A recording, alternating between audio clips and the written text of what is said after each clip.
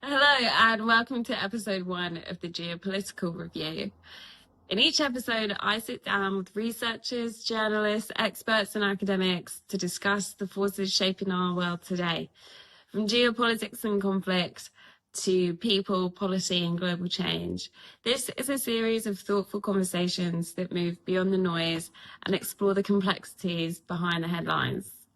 This series is supported by the Democratic Security Institute, an independent think tank that focuses on issues of democracy and security in regions like the South Caucasus, Eastern Europe, and the wider Euro-Atlantic space.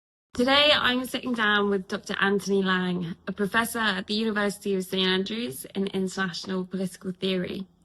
He has also taught at Yale, Bard College, Albright College, and St. Andrews. He is the founding editor of the journal Global Constitutionalism, and his work focuses on exploring the intersection between politics, ethics, and law at a global level. Today, our discussion will be on the United Nations, an international organization coming under increasing criticism at the moment. Some argue that it is the epitome of global cooperation, and others argue that it doesn't really do anything. Dr. Lang will be giving his view. Is the UN indispensable? Is it outdated? Or is it just constrained by modern politics? I hope you enjoyed the discussion, and let's get to the interview.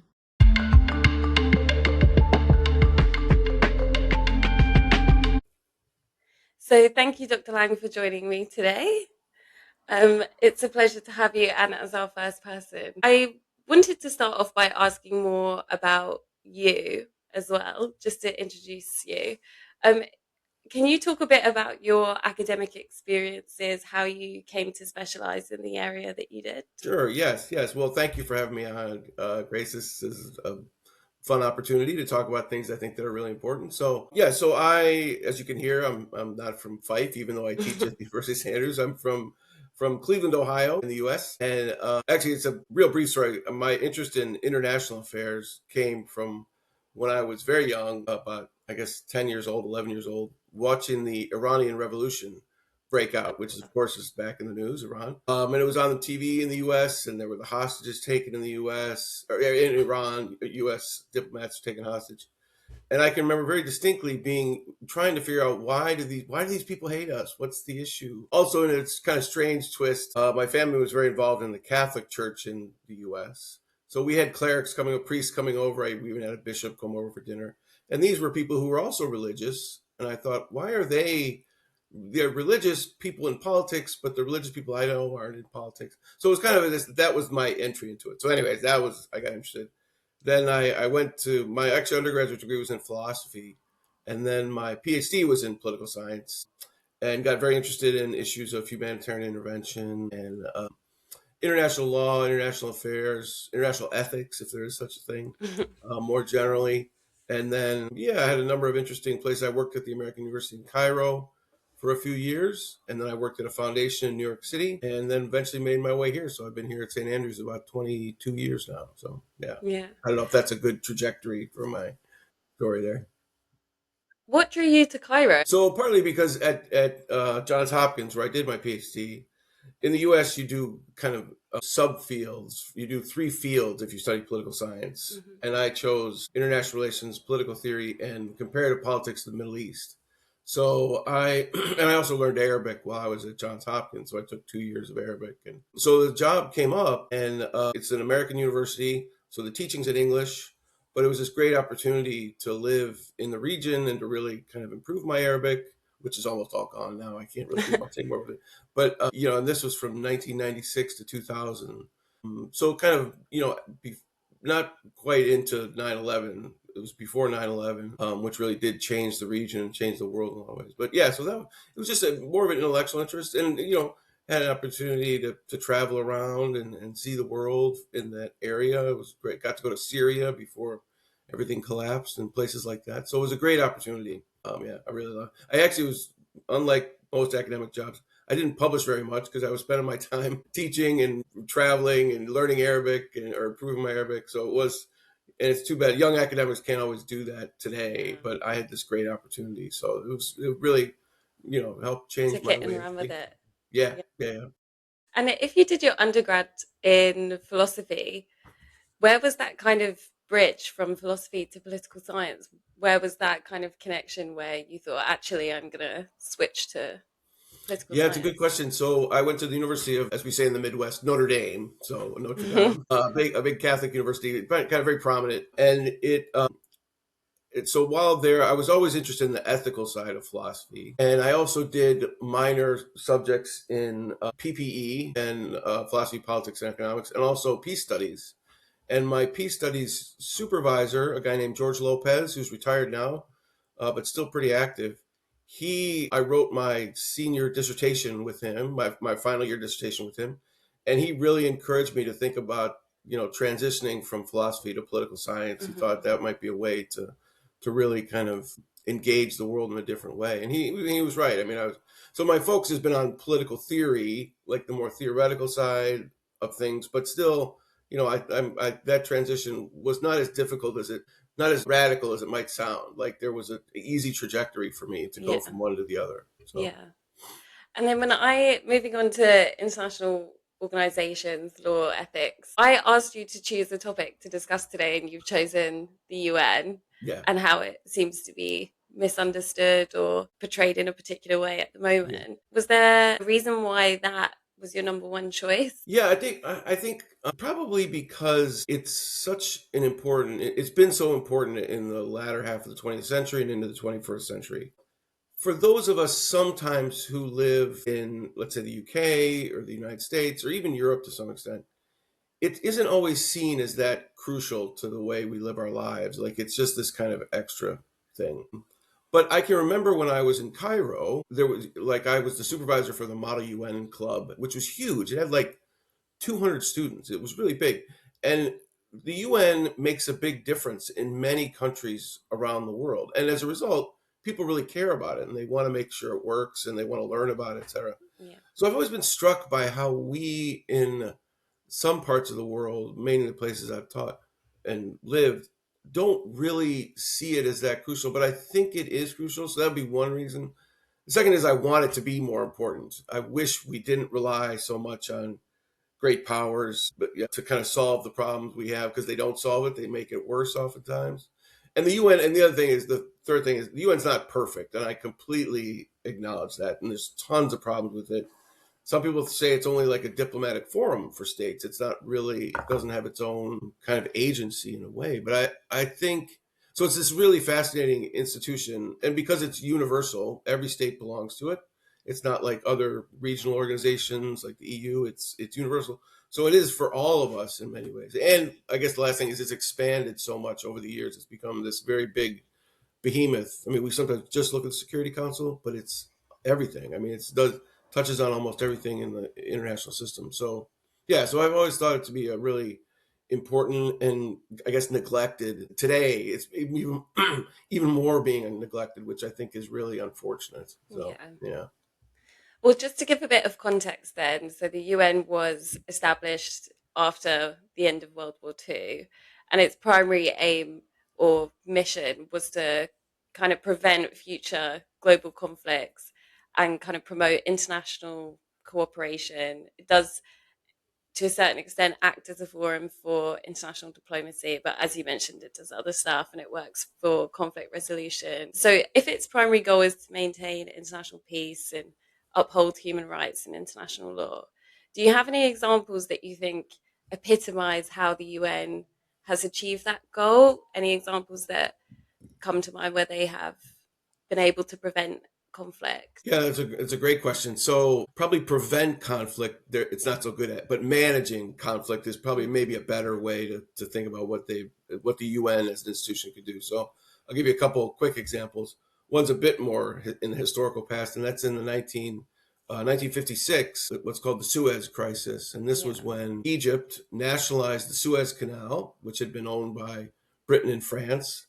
And this really aggravated the British and the French. So they collaborated secretly with the Israelis, the British and the French did, to try to take back the canal from Egypt. So they created this kind of false military emergency that the Israelis invaded, and then the French and British were going to intervene and solve the problem. So this was kind of stopped, strangely enough, by the U.S. They said, "This is a bad idea," which I'm not sure the U.S. would take that position anymore Yeah. in How the today's world. tables have turned. Yeah, Yeah.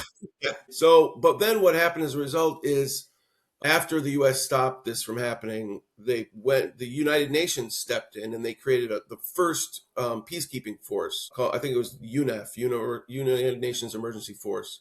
So, and there's peacekeeping wasn't in the charter; it wasn't kind of explicitly stated. So, this was a really creative effort. I think there was a Canadian diplomat who really helped put this all together.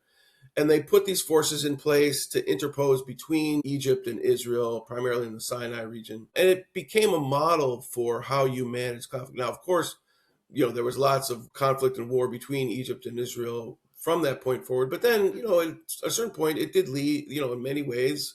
We then had a peace treaty between Egypt and Israel in the 70s, and so that's been a very influential thing. So that'd be one example of, again, it's a managing a conflict rather than kind of preventing it. Yeah. Another one, which again is not, it actually has generated conflict, but it is an interesting example, which is in 1990 when Iraq invaded Kuwait. The U.S. president then, George H.W. Bush, really felt this was something that shouldn't happen. So rather than act on the United States' own, Bush decided to go. We both got authorization from the U.S. Congress, but then went to the UN Security Council and got authorization for an act of what's called collective security, which is the one thing that the UN really is authorized to do. So the Security Council authorized the U.S. and other partners, including a number of Arab states, to use military force to block Iraq from Kuwait, to remove it from Kuwait. So so while it led to a war, not a good thing, it did in fact stop Iraq from taking over Kuwait, which is what it was doing. So to me, that's a good example of how the UN can act and can do something. Again, it's a complicated one because did it resolve the conflict? Certainly not. We then had the 2003 war with George W. Bush. So it's not like it solved the problem completely, but it did. I think it was an important moment, and I think it was a great example of a U.S. president seeing the benefits of working through the UN as opposed to completely silent. I think that was the highlight of the UN's U.S. relationship. Like there was a very Yeah. positive relationship. Soon thereafter, the next president was Bill Clinton, and the Clinton administration had very tense relations with the then Secretary General Boutros Ghali, and which led to the U.S. not supporting Boutros Ghali taking a second term as Secretary General. So that was a kind of then things went downhill with the U.S. and the UN, I think. But that moment, I think, is a really important one because it was both the great powers working together. It's after the Cold War, so it couldn't have happened if Russia was still the Soviet Union. But I think it's a really powerful example of what the UN, I guess, can do. Can do. So, yeah. I think it's interesting that in both the examples you give, America plays a pivotal role in determining the success or failure of Yeah, the UN missions. So if we're absolutely. talking kind of, like you say, like before Clinton, how would you summarize that relationship between the UN and the US? Because a lot of criticism that's been leveled, particularly from scholars or academics from the global south, is that the UN is just a facade for US power. So Yeah. how would you separate the US from the UN Yeah, in that that's a relationship? good question. So certainly at its founding, so back in 1945, 1946, the UN was seen as a tools maybe too strong of a word, but as a vehicle by the US to kind of advance its interests, along with the interests of the victors in World War II, right? So it was seen that way. And that was because, it could control, there was still a colonial world. You still had colonies around the world. So that there wasn't this, I think it was only, I know I'm going to get this wrong, but some like 40 or 50 states were members of the UN, where today it's like 190 plus or something. Hmm. So that certainly was the case. However, an interesting thing to happen during the decolonization period, the U.S. or these countries like Britain, France, etc., which had colonies, they all were decolonized, became sovereign states, and the UN kind of rapidly grew. And in some ways, the United States lost control of the UN because all these countries became much more prominent, particularly in the General Assembly. Now, the General Assembly can't pass binding resolutions, so its powers are limited. But at the same time, it was an interesting shift. So I'll answer your question. I'm kind of a long way to answer your question, but there is this fascinating kind of development with international institutions. There's one scholar named Robert Cohane who wrote a very good book called After Hegemony, and his argument was that great powers create these institutions, but after they're no longer hegemons, now the U.S. maybe still is a hegemon, but they kind of lose control of them, and the institutions themselves take on more agency and power. So today, I think you're right. There is still because of the Security Council has the five permanent members who can veto anything. So in some ways, it does seem like in control of the great powers, but at the same time, you have five permanent members, right? So Russia, China, France, the United Kingdom, and the United States. And in some ways, they can check and balance each other. So, I think that's an interesting thing. I don't think, at least within the Security Council, the U.S. can control it as much as it would like because China might stop it in various ways from passing resolutions at once, which is sometimes maybe why the U.S. is pulled out of engagement with the UN because it sees it can't accomplish what it wants. Certainly not in the Trump administration, it can't really accomplish what it wants through the UN. So it maybe will pull away from that. So there's the other thing I mentioned in the beginning. There's so many parts of the UN. There's the Human Rights Council. There's all these agencies, UNESCO, etc. So there's this sprawling thing that we often focus on the Security Council, which is fine. It makes sense to focus on the Security Council because it has this binding. It can pass resolutions that are binding, but it's also the case that it's not. The UN is much bigger than that, and I think that we sometimes don't see those other parts of the UN as much. So yeah, in answer to your question, it is controlled by the great powers, I'd say, rather than just the U.S. But there's also ways that it can be pushed back at a little bit. So yeah. as it expands, US power dilutes. Exactly. Yeah, I would say that. Well, I suppose now we're seeing a further dilution of the US control of the UN. So in the second Trump administration, particularly, we've seen withdrawals of US support. So the US has always been the UN's largest financial contributor, and it still is. So I think it was in 2025, the US still made up 26% of the UN's peacekeeping budget. Right. And I think Germany was in second place at only 10%. So they are still extremely important in financial contributions to the UN. But we have seen the US withdraw from the WHO. Yeah. It's ended its participation in the Human Rights Council, and it's withdrawn from UNESCO. I think Donald Trump labeled it a woke organization. Yeah. So we're seeing this withdrawal of the great power or the global hegemon, which many people consider it to be. But at the same time, you see global demand for humanitarian assistance at possibly its highest point in Sudan, Ukraine, Gaza, Lebanon, Afghanistan, and things like that. So do you believe, based on what you said earlier, it seems like the UN's primary successes seem to come from humanitarian responses to conflict. So how do you see that now, and where do you see that going if the US continues to withdraw? And how does it continue to be an effective organization? Yeah. Oh, that's a good question. I mean, so one thing is the United States is still a democracy, we think, right? Yeah. So, the assumption will be that Trump will no longer be president in 2028 and there'll be a new presidential administration. So, which made me, I say that because it may be that will change and there'll be a re-engagement with international institutions, perhaps. I mean, we don't know. Maybe this is just the trajectory of the U.S. kind of pulling away. The other thing I would add is it's interesting to see China's engagement with the UN. So China is the other most powerful country in the world right now.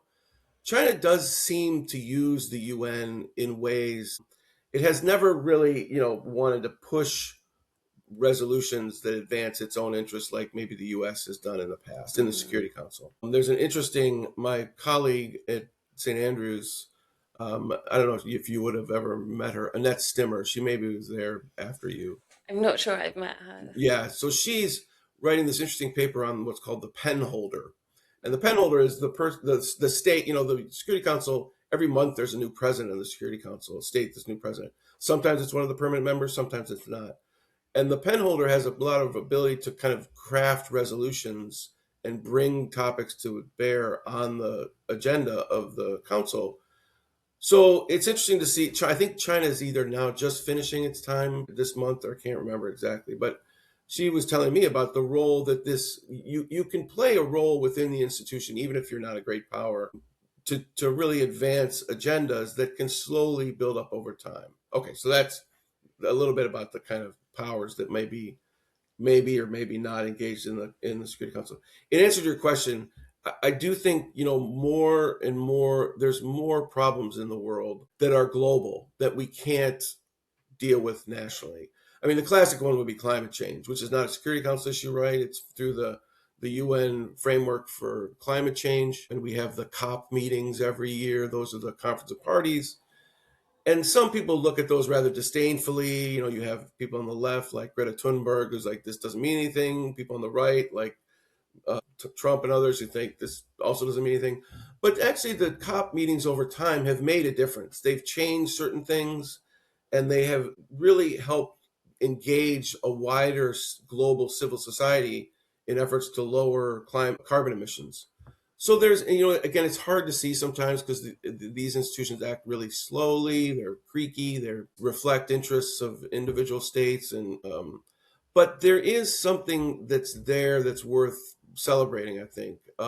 Again, we're past the tipping point with climate change. I recognize that, but to continue to lower climate emissions, to continue to invest in renewables, is something that the UN can help us do through that international structure. A few years back, they created a vehicle by which, for instance, non-state level governing structures can commit to lowering their their carbon emissions. So, like cities could do this, kind of subunits in states, like states within the United States or provinces in Canada. And so it's been a really kind of interesting effort, and has made a difference because some cities are saying we'll lower our climate emissions even if our national government doesn't want to, and that was enabled by this UN COP structure. So to me, that's an example of what the UN should be doing.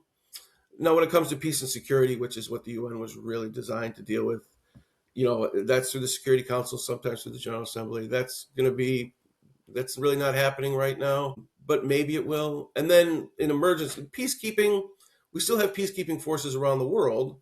They have declined in activity, I guess, but there's still a lot of UN forces in different places around the world that do make a difference. And I think we don't want to forget that they're out there. Sometimes they're subject to harm, in ways that we should be grateful that they're trying to bring about peace between warring parties. So again, I'm trying to be hopeful. I mean, I'm not sure if it's how hopeful I can be or too idealistic, but I do think it's definitely a dilemma, as you said. This is going to be a problem going forward, and it's because we have these global problems that institutions like the UN can help us deal with. So yeah, that would be my thought on it. So do you think that, like we said, the UN's original mission was to prevent a World War III? Mm-hmm. But do you think that its mission has somehow changed, like as global or great powers like the US have altered their stances towards the organization?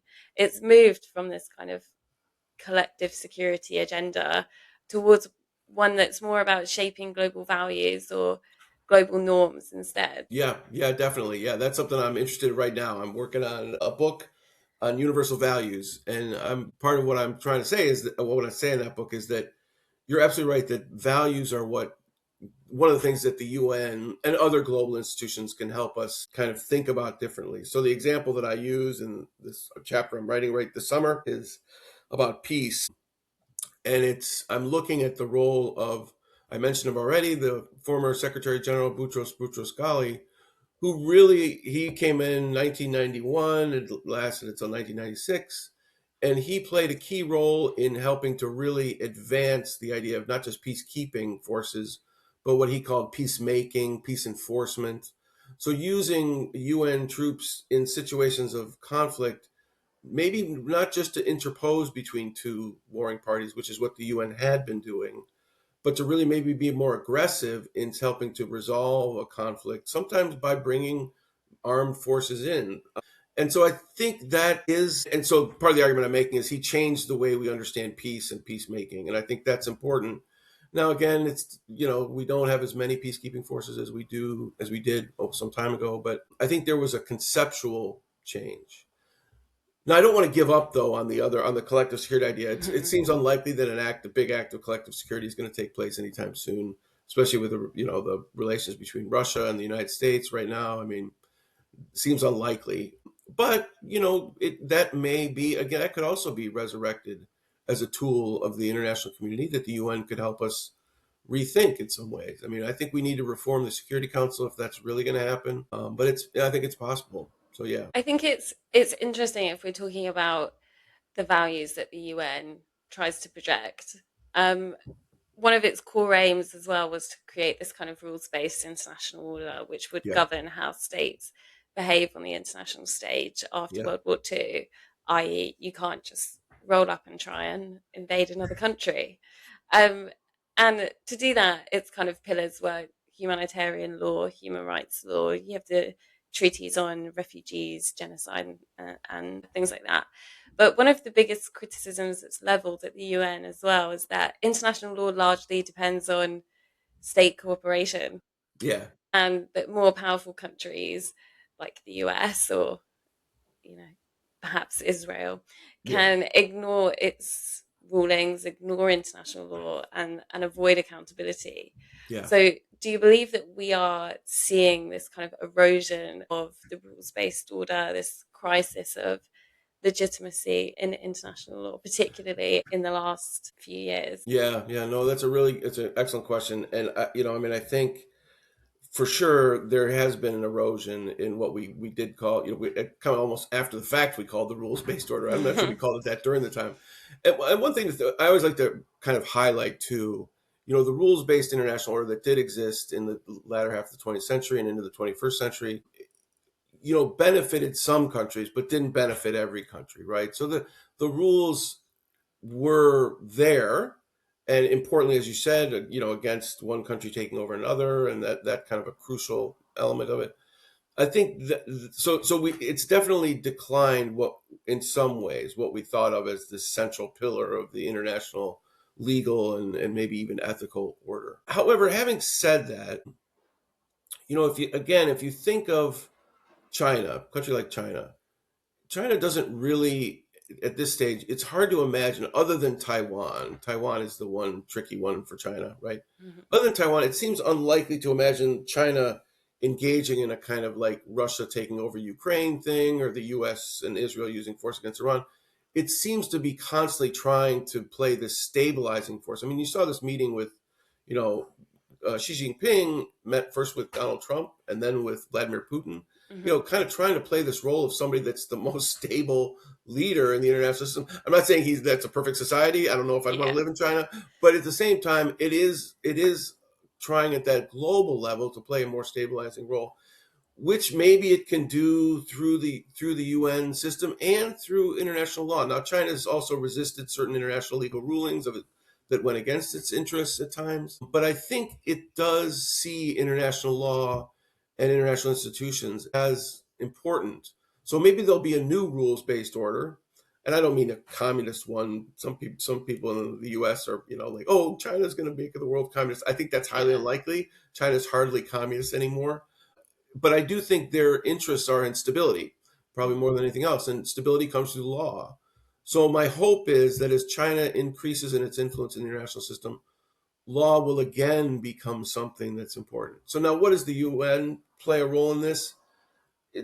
Some people don't recognize this, but the UN has a number of institutions within it that play a role in advancing international law and helping us design new international legal structures. A few years ago, I wrote a short article about cyber warfare and AI, and made the case that we should look. There's certain institutions within the UN that are designed to, either they're the result of existing treaties or they're institutions that are just designed to advance international law, that maybe those are places where we could kind of develop new legal norms around AI, cyber warfare, which international lawyers are trying to do and are making some efforts and some difference on that. So, I think we certainly don't want to discard the existing international legal order, but I think we can work to kind of revise it and improve it. And I think in a place like AI technologies today, that's where we really need to think hard about, like who counts as a responsible agent when it comes to, AI and cyber warfare.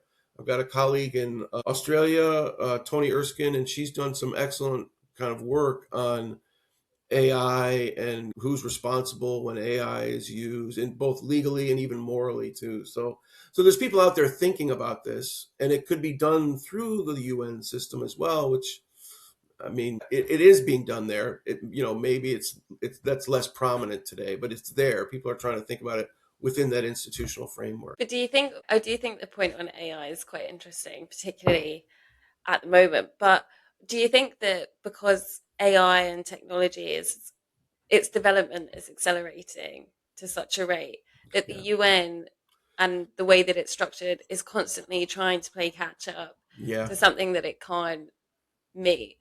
And yeah, so is there something that's needed in the UN, some sort of restructuring or reform that you think would be essential to kind of bringing the UN back in as an yeah, effective yeah, yeah, institution for things like cyber warfare yeah. and AI? Yeah, definitely. I mean, yeah, the UN is a very creaky, slow-moving institution. Because it's not, you mean that governments are slow and moving. Yeah. I mean, and this is all the governments of the world trying to work together. So yeah, definitely it's a problem. And but that's also, I think too, that's probably, as I said, governments are slow, and oftentimes lawmaking in general is a response to something that emerges out of society or the economy. So I mean, here in the UK, as you know, there's this debate slowly going on. Should under 16s be not allowed to use social media on their phones, right? And it's Yeah. a response to legislation that was passed in Australia, and it's a response to companies, the social media companies, wanting pushing very fast, and the government's just slow in responding. But it's I think the slowness is actually sometimes a good thing. Like, you need to think carefully and bring in all the opinions as much as you can. And that's Hmm. what both governments and international organizations can do. They can slow us down a little bit. Yeah. You know, I, there's always going to be entrepreneurs or the capitalist system that will push things very quickly, and that's Hmm. fine. That's a good thing sometimes for us. But you're right. We do need maybe some reforms within the UN, or creating a more agile body in some way that could respond to this stuff. I don't know how that would be constructed, but yeah, if we could do that, It's that'd be needed. great. Yeah. Yeah, And I'd just like to come back to this point that we were discussing earlier about how international law depends on the states yeah, respecting it. yeah, yeah, And whether you think that as we kind of see this emergence of great power politics again and well, widespread disregard for international law at the minute, how does the UN operate without having any enforcement mechanisms? yeah, Some would say, do we need this global police force or, something like that? But how can the UN, being as expansive as it is, ensure that states respect international law, or is its power and agency just capped at kind of normative alignment between itself and the states that are involved in it? yeah. You got another good question. Well, you may remember from your class that you took with me, reading Immanuel Kant, right? I mean, Yeah. Immanuel Kant has not easy to read, but Okay. what, yes, I'm sure remember. Yeah. But one of the things he says in his Perpetual Peace essay, this very famous essay, so this goes to the global police force. He, wanted to create a more globally cooperative system within Europe, is what he was thinking of, but we Hmm. can transpose it to the global nowadays. But he was very worried about a global government. He did not want a global government because for him, freedom was the most important principle. So, and or liberty, he would have said. And liberty can easily, we worry about liberty from our own governments. To think of a global government with a global police force, that becomes even more dangerous. So, Hmm. so I'm also wary of a single universal police force. Like, I don't think that's a good idea. I think in some ways the sovereign state system that we have, was as problematic as it is maybe the best kind we're going to get. Okay, so that would be my first thought on that. But you're right about international law. I mean, this is obviously the dilemma of international law. Now, one famous international lawyer, he's passed away, he was an American, Lewis Henkin, said most states obey most international law most of the time. And that's probably true because, you do have lots of things like our ability to mail post across boundaries results from an international legal structure that everybody respects because everybody wants their, I mean, we What's that obviously don't post? have as much post anymore as we used to, but that's crucial for the international system to work in a way. So there's a lot of these technical things that we like around trade, around finance, although those are strained nowadays because of the Yeah. Trump administration's tariff policies. But still, those are ones that really function effectively.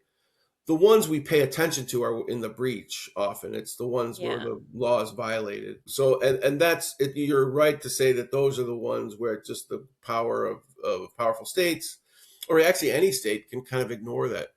There's a lot of theories of about international law. Some of them would say that states are actually more interested in compliance than we think. So they'll often frame what they're doing in international legal terms, and over time, that creates an international legal order. Slowly it evolves, and slowly it Hmm. becomes more robust. But even when Russia invaded Ukraine, it made it sound like it was a police force that's trying to denazify Ukraine, and it was a humanitarian intervention, right? Like, Yeah. most people don't believe that, but there is something to the fact that we continue to invoke international law even when we're, what it looks like and are violating it. So Yeah. again, the international legal order is not perfect, and it's not going to solve all our problems.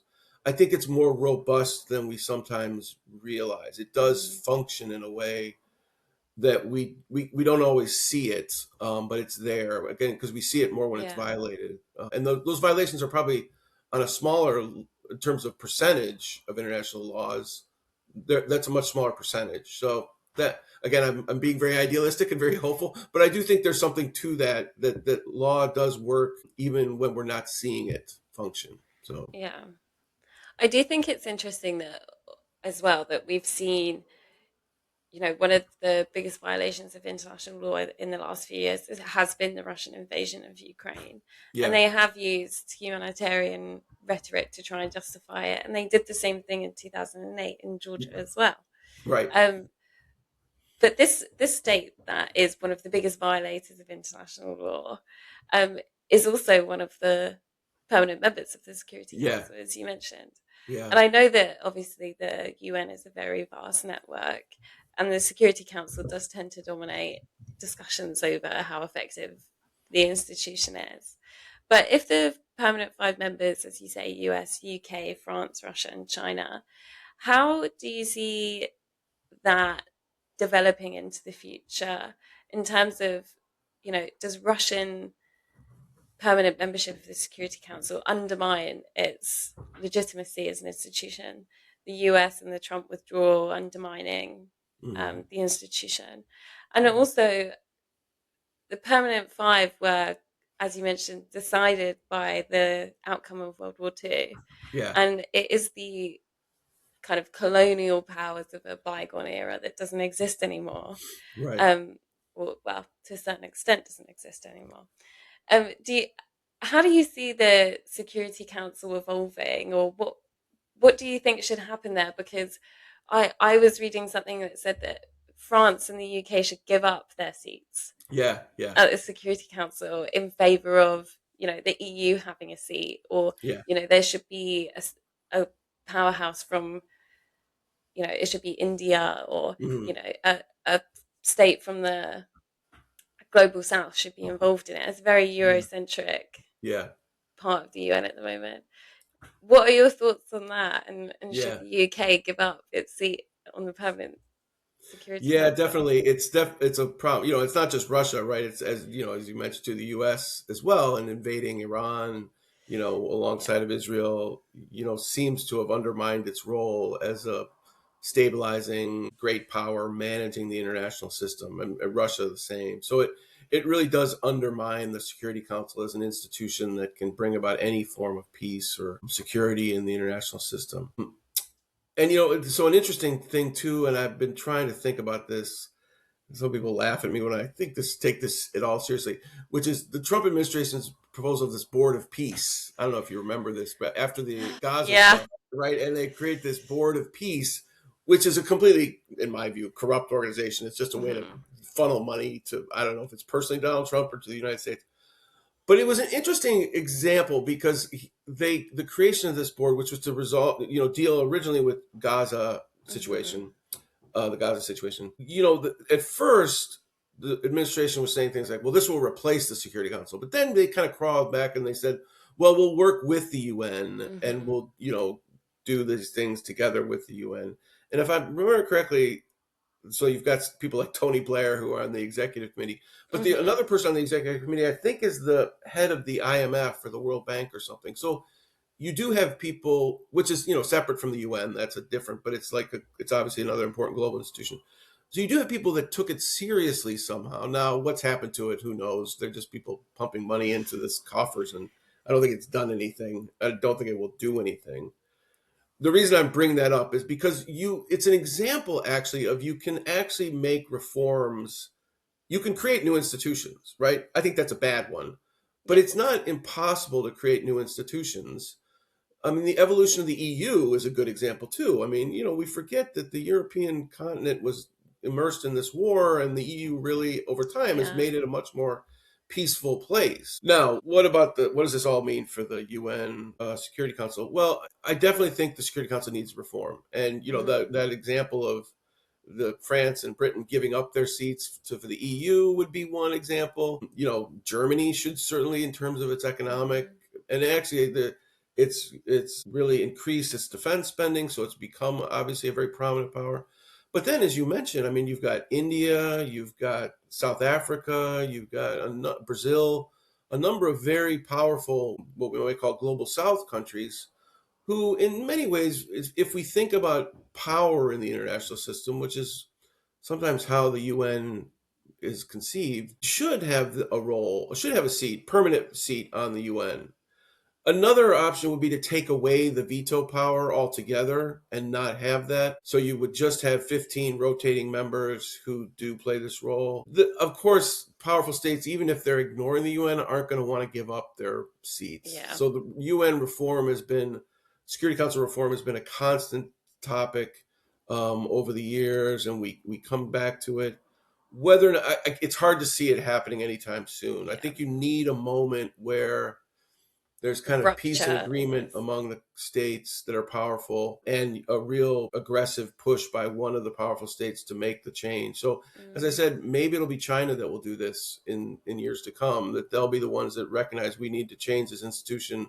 And as their power increases, hopefully it won't increase in a way of using more force, but maybe trying to reform institutions like the UN. So that would be Hmm. one possible way that might happen. I wonder if you could expand a bit more on China's role Yeah. and how they operate. I know obviously in the US China is considered a big enemy. Or Yeah. it's the rival for global hegemony at the moment. But you seem to be presenting China as quite a diplomatic stabilizing force. Yeah. So how and the US, if anything, seems to be the aggressor at the moment. Yeah. Can you expand a bit more on China, its role, and why it's operating the way that it is at the moment Yeah. in the Yeah. UN? Yeah, so I mean, I'm not obviously not a China expert, so I don't know I can't speak to it with real good authority.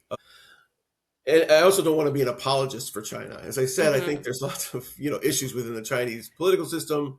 The way they dealt with COVID was maybe not the best way to deal with COVID. Yeah. The way they've dealt with internal dissent. Obviously, I'm a big Hmm. believer in classical liberal values of free speech and free assembly and things. So those make me a little bit wary about China.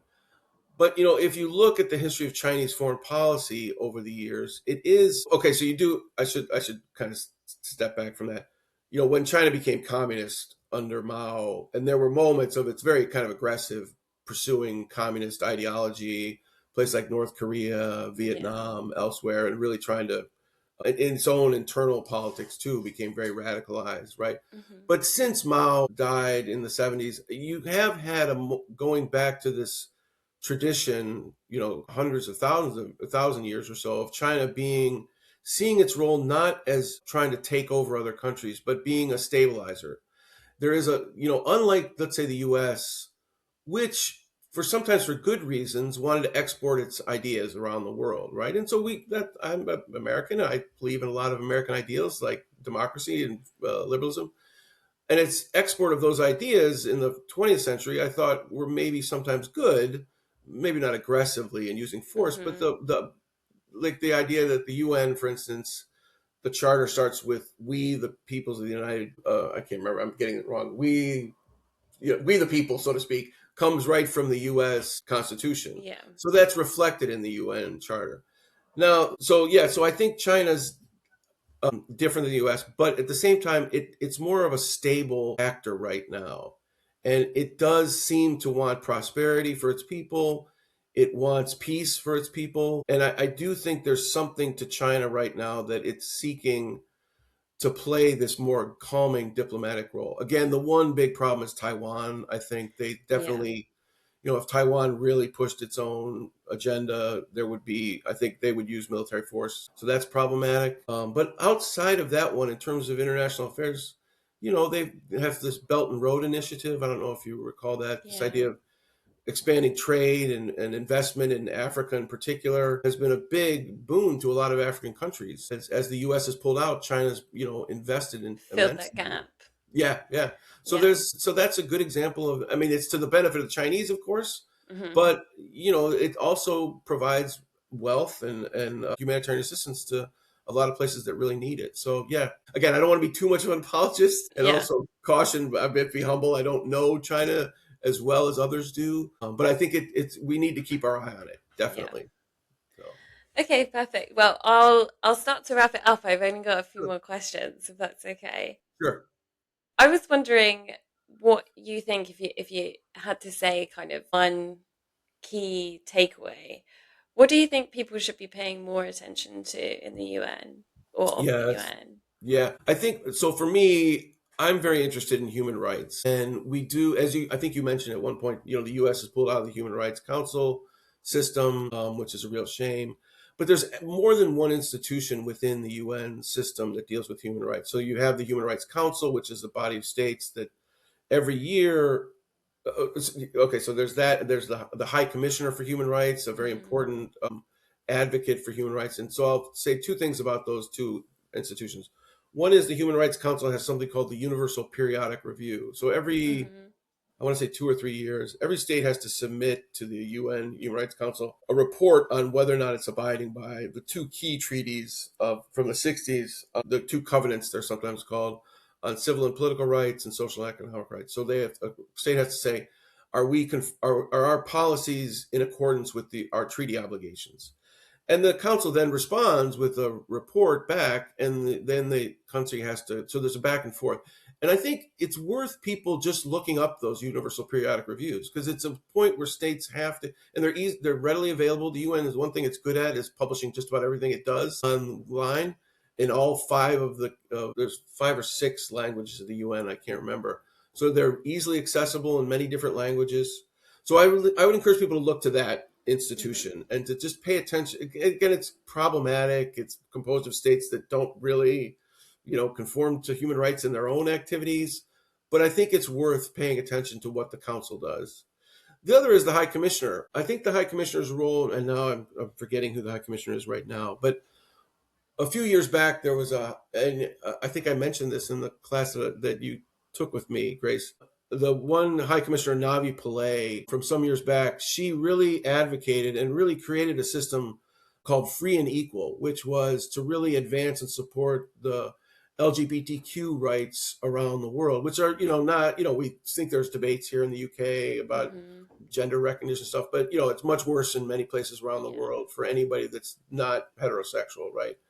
And she did a terrific job of really linking support for those rights of peoples with diverse gender and sexuality to kind of core principles of the UN. And by doing that, as it goes back to our values point, it made the normative value of protecting people's rights to marry who they wish, to be employed without harassment, to present themselves in public the way they want to be, a really central, connected to traditional notions of our rights. So Hmm. that would just to pay attention to what things like the High Commissioner is doing, because they have the ability to advance these new agendas. Again, human rights are continually being violated around the world, and I don't want to deny that, but they are the UN works very hard to try to get us to see human rights in a new way and to force countries to acknowledge what they are or aren't doing. So they'll, I guess the human rights institutions within the UN would be what I'd encourage people to, young people particularly who are interested in these questions, to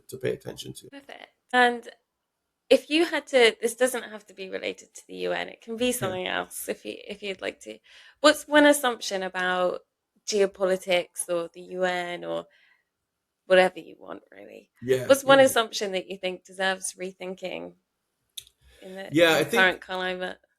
I think we're guilty of this. With people who teach international relations, we sometimes, and this comes from the realist tradition, that people think states or people act simply for their own interests. They don't really care about other people, whether that's because they want more wealth or more security or what have you.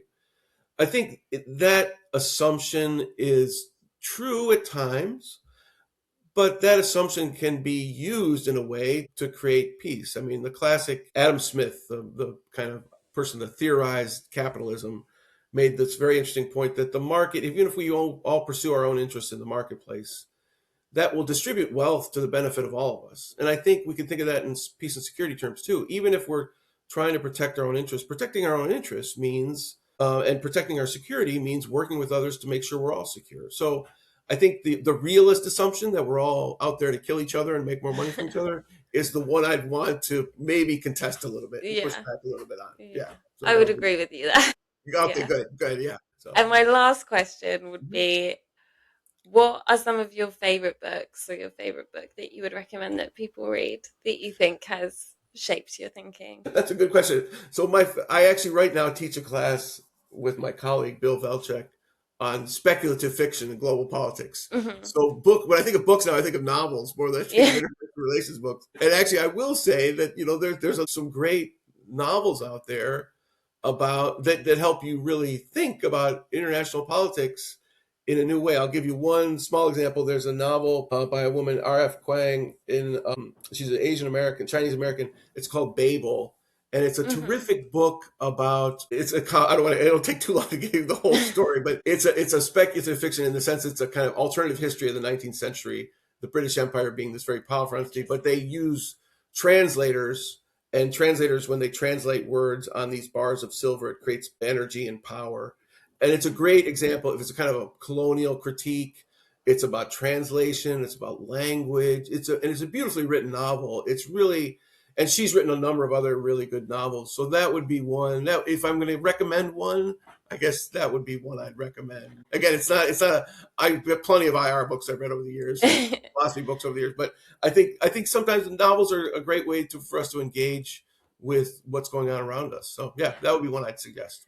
Well, that's perfect. Well, thank you very much again for joining me Sure. today. I Thank you. super appreciate your time. So thank you so much. Sure. Sure. No, it was fun talking. Thank you. Yeah. Thank you so much. Okay.